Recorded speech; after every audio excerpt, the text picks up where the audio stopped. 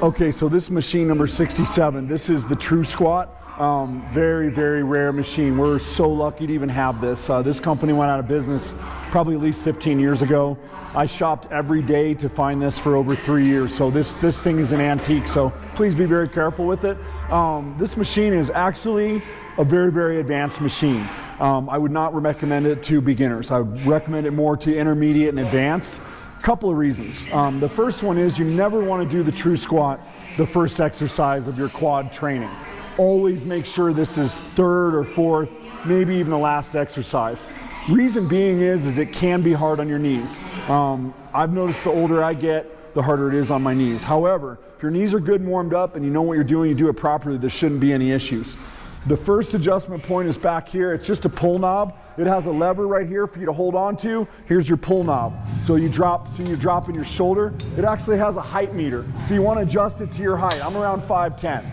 The next adjustment point is actually going to be this guy right here. This is not where you want to load weight on it. The only reason you would put weight on here, this is actually a counterbalance. This machine actually gets heavier as you go down.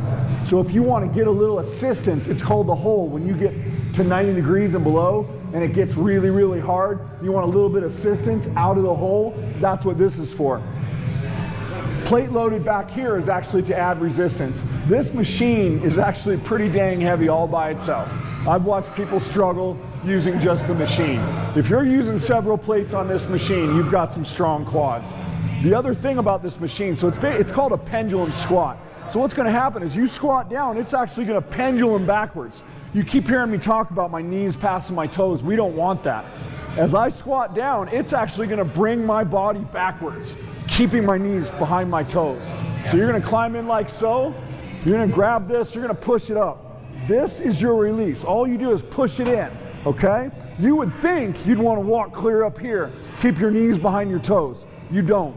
There's grip tape strips. You want to be just behind the second strip. The reason is I squat down, this is going to pendulum backwards, keeping my knees back. You want to make sure that your back is flush up against this pad. Be careful with this one. If you're not real cognizant of it, you can lean forward, causing that lumbar flexion, which is what we do not want. We want to keep our back nice and firm up against that pad. And here we go. So I'm going to squat down. As you can see, I can literally squat all the way to the floor, way past parallel. My knees are way behind my toes, and we squat up, okay? This is an advanced machine. So you maybe try squatting to just 90 degrees and coming back up. Once you get a little bit more advanced, you really understand the feeling, everything is feeling solid, you can go ahead and bury it. Squat all the way down, okay? Squat all the way up. Your release, or when you want to rack it, is right here. You just grab it, you've got the weight all the way up, pull it forward, rack it down just like so. Again, this is an amazing machine.